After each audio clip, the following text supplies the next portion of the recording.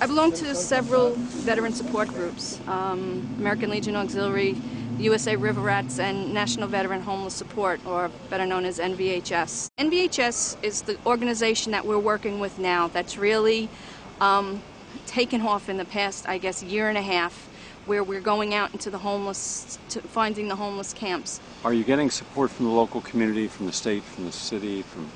Not much, no. We have to fight for every little bit of it. Why? Because it's not a recognized problem. NVHS, coming in. Hello. Come to see you. Hi guys, how are you? All right. Hey, watch out for my hose. Watch out for your hose? Oh, for the hole. Okay. I thought you said hose. You should have told me that before I stepped in it, Steve. If I would have known you guys coming out. A couple of weeks ago, we had one of our teams go out into the woods, and they came up upon a homeless veteran camp. They hadn't eaten in 3 days. And the government just does not help. Instead, they give them tickets, they put them in jail, they tag them with different drug addict, alcoholic, and they just clump them into one bunch, and they don't want to deal with it. Here's the hat tree. Literally. And this is the blackout here. You know, it's kind of this is comes from the good guys and women at the Brevard Vietnam veterans and all veterans of Brevard County. I got this yesterday when I told them of Patrick, the Vietnam Army. And he wanted that because I had one and everything else. So we got it. He went all over Brevard County, found his T-shirt. Don't just help me. Get this. No, I'm sorry. Thank you. I don't know. When you have these many veterans that live in a homeless thing, that constantly have problems with the VA and the bureaucracy through paperwork and everything else like that, although there's some very good people in the VA that are doing that, then there's a problem. And I think that's just the demand is way beyond their capability to respond. And they don't have the manpower or the budget to respond properly. And I think the nation needs to know this because it's an absolute shame. It's a disgrace for the men and women who've done this for the country. How do you deal with mosquitoes? Well, with that stuff you gave us. This is their kind of like their hurricane supplies, but in case they can't get out for a couple days, they do have something that they can eat. We bring in this is one of the things we brought in, and this beef and stuff like that they come in with, and then they kind of have pieces of bicycles here, and they have to, their bike breaks, they'll put together a new bicycle. They're very ingenious. And there's toilet paper and stuff back there that we give them, and they have their water bottles over there. You can see it. And he has them. That's where he sleeps, on the sleeping bag there. They're ingenious. They do everything. How do they keep the ground dry when you have these heavy rains? Well, they actually have a ground cloth under. Why are you homeless? Why am I homeless? Well, it starts out not little at a time. I mean, yeah, it does start out a little at a time.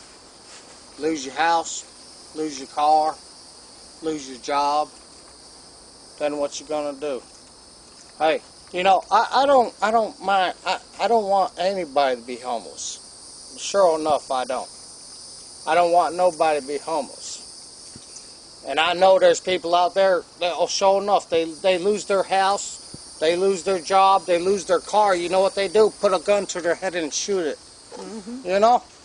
You can't do that. You gotta keep fighting. You gotta keep fighting. Keep faith. Mm-hmm. You know, hey, looky here. You know, I ain't got nothing. I'm a union iron worker. You wanna see my damn stuff? I'm a union iron worker. I'll make $40 an hour up in Boston. I'm making damn 23 out there at 808. Mm-hmm. In Orlando. I ain't lying to you, not one bit. But once you lose your job, okay, you lose your job, you lose your car. What you gonna do? What you gonna do? And Patrick is a carpenter? He a veteran. And a veteran. Living out here in the woods. He's got a P-51 can opener, military issue. That's the new issue. Well, I'm tired of it, man. So he doesn't lose his I'm tired of it. I'm tired of it. You couldn't. It's called P-38. I used to work. Are you thirsty? Are you thirsty? And it's a bad thing because they put you at the back of the list when you got all these crackheads in there getting the jobs before you do. You know what I mean? It's favoritism. And I hate to say that, but a lot of people It's that you favoritism. interview that I've seen it too many times. I've gone in. If I'm there early in the morning, if I'm second one on the list, I should be the second one out. And all of a sudden you see people coming in at 8 o'clock and they're going out. It's like, wait a minute. In the morning. That's worthless. You get a job while you're That's not worth going down there for. Sober. Yeah, sober. Try to get up. yeah. One of the things that creates veterans gathering in the woods is if they're with another veteran, they don't really have to address the issues of what their combat give them. If they mix with the non-veterans, the non-veteran wouldn't understand how an individual that went into this country, a very prideful citizen, gets come home and not respected and stripped of all of his rights. So they don't have to answer some of the community issues if they stay together. I have 5 search and rescue teams that go out daily and we find them in the woods. We give them an avenue of VA. We give them an avenue of housing. We give them an avenue of food. So last year, it was 1,900 different veterans that we actually supported. The biggest problem that we have in Florida, in our area, is VA law says that funding goes to our veterans to the state where they entered service, not where the veteran lives. So we're short-funded in Florida because most of the veterans didn't enter the service from Florida. They entered it from the northern states. So that cuts our funding.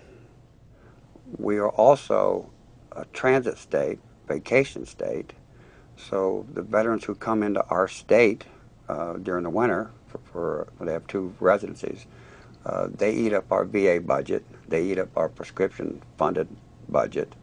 So we're short-funded before we start to get our veterans into the proper VA treatment, VA mental health issues. VA funding is very short for Florida, where the veterans live.